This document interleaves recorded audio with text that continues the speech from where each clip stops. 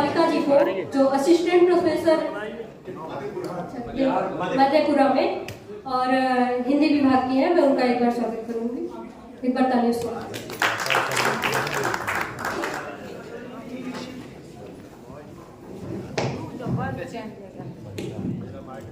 सम्मानित मंच और सभा में उपस्थित हमारे दलित, ओबीसी, आदिवासी और पिछड़े बंधु बांधव और हमारी महिला साथी, आप सबको मैं क्रांतिकारी सलाम पेश करती हूँ। सावित्रीबाई फातिमा शेख जी, रानी अवंती जी को मैं, उनके स्मृति को मैं नमन करती हूँ और उन्हीं के जद्दोजहद की बदौलत, उन्हीं के बताए हुए दिखाए हुए रास्ते को ध्यान में रखते हुए हम जैसे पिछड़ी जाति से आने वाले महिलाओं को यह मंच मिल पाता है। मैं सही में पहले दिल्ली में पढ़ाती थी, 7 साल में दिल्ली विश्वविद्यालय में पढ़ाई और मेरा भी हश्र वही हुआ जो लक्ष्मण यादव जी का हुआ, और हम जैसे कई तमाम लंबी फहरिस्त है कि हम जैसे लोगों का क्या हश्र हुआ। लेकिन मैं अभी बिहार में भूपेन्द्र नारायण मंडल वाणिज्य महाविद्यालय में मैं पढ़ाती हूँ और वहां से यहाँ आप लोगों के बीच आई हूँ अपनी बात रखने के लिए। मैं अपनी बात महिला आरक्षण के ऊपर रखूंगी। हमारा पुराना संसद कई ऐतिहासिक पलों का गवाह रहा है और हमें उम्मीद थी कि नया संसद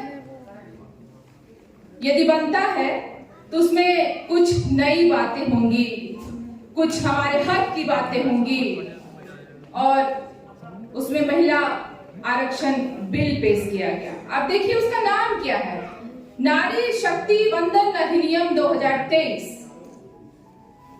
आप हमारी पूजा करना चाहते हैं, हमें किसी पूजा की जरूरत नहीं है।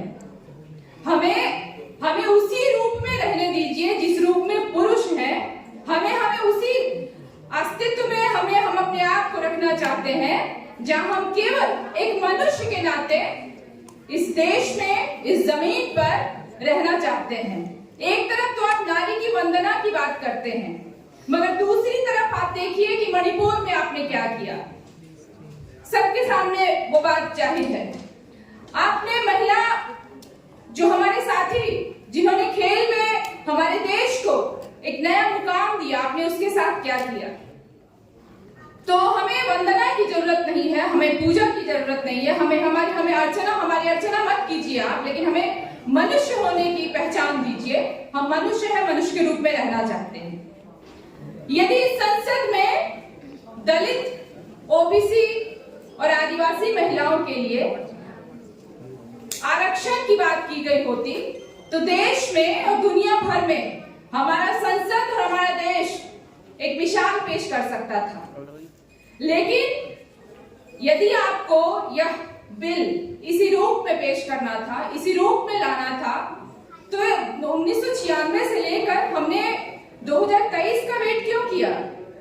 आप में से सब लोग जानते हैं कि समाजवादी पार्टी, राष्ट्रीय जनता दल और तमाम ऐसे जो भी पार्टियां थी जो कि जान रही थी कि यदि महिला आरक्षण बिल आता है और जिस रूप में आना था, यदि उस रूप में आता है तो दलित महिला को, ओबीसी महिला को, आदिवासी महिला को, मुस्लिम महिला को किसी तरीके का कोई आरक्षण नहीं मिलने जा रहा है।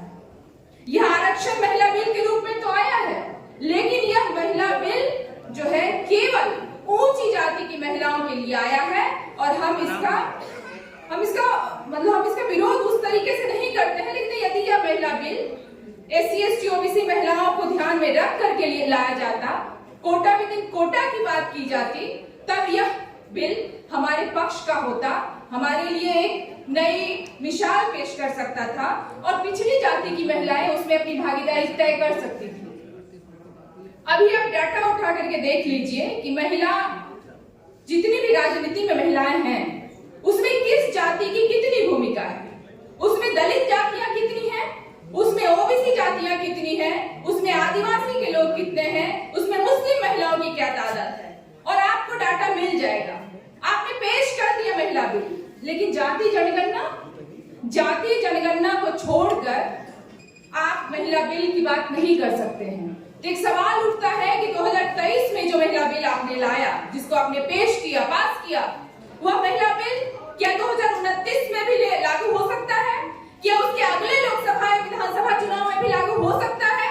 तो जवाब है नहीं, क्योंकि आप सीधे तौर पर सबसे पहले कास्ट सेंसस के पक्ष में आप कुछ नहीं कहते हैं। मैं बिहार से आती हूँ और वहां पर कास्ट सेंसस हुआ, और कास्ट सेंसस किस रूप में हुआ, उसमें कितनी असहमतियां झेलनी पड़ी वहां की सरकार को, कितने विरोध हुए, कितने कोर्ट केस हुए, और तमाम मुश्किलात के बावजूद वहां पर कास्ट सेंसस को सार्वजनिक किया गया। और हमने देखा कि किस जाति की कितनी उसमें भागीदारी है, किस जाति के लोग वहां किस तरीके से हैं। हमने देखा कि 10% लोग जो है वही उनके पास सबसे ज्यादा जमीन है, जमीन उनका, लेकिन जमीन में काम करने वाले लोग कौन? दलित, आदिवासी और ओबीसी के लोग। और हम जब उस फसल को उपजाते हैं, खेतों में काम करते हैं, उन्हीं फसल को आप बोरी में भरकर हमारे जो पिछड़े जाति के लोग हैं, जो कहते हैं कि जो एक खास जिनके पास पैसा नहीं है, उनको में आप बोरी में बांट करके भेजते हैं, और आप कहते हैं कि ये हमने राशन दिया है, उपजाया हुआ राशन हमारा, लेकिन नाम आप अपना पेश करके उस पर बेचते हैं, लोगों को, उन लोगों तक भेजते हैं। तो हम इन तरीके की चीजों का सिरे से विरोध करते हैं। और बिहार केवल कास्ट सेंसस ही नहीं, आपने देखा होगा कि यह जो हालिया जो विधानसभा सत्र था, उसमें आरक्षण को 65% कर दिया गया बिहार में। इसी के साथ साथ जिस महिला बिल की बात आप कर रहे हैं, जिस महिला आरक्षण की बात आप कर रहे हैं, बिहार एक पिछड़ा राज्य के रूप में जाना जाता है देश भर में। लेकिन मैं बहुत गर्व के साथ कहती हूँ कि पंचायत निकायों में हमारे यहाँ 50% आरक्षण लागू है। सरकारी नौकरियों में हमारे बिहार में 35% आरक्षण लागू है। और पूरे देश के स्तर पर जिस तरीके से कास्ट सेंसस हुआ, जिस तरीके से महिला आरक्षण वहां पर दिया जा रहा है, पूरे देश को इसी तरीके से उसको फॉलो करने की जरूरत है। और यदि आप इस देश की आधी आबादी को नजरअंदाज करेंगे तो आपकी सरकार नहीं चल सकती है। 2024 में आप किसी तरीके से नहीं आ सकते हैं। और मैं अपनी बात खत्म कर रही हूँ मुनव्वर राना के एक शेर से कि एक आंसू भी हुकूमत के लिए खतरा है, तुमने देखा नहीं है आंखों का समंदर होना। बहुत बहुत शुक्रिया, बहुत बहुत धन्यवाद।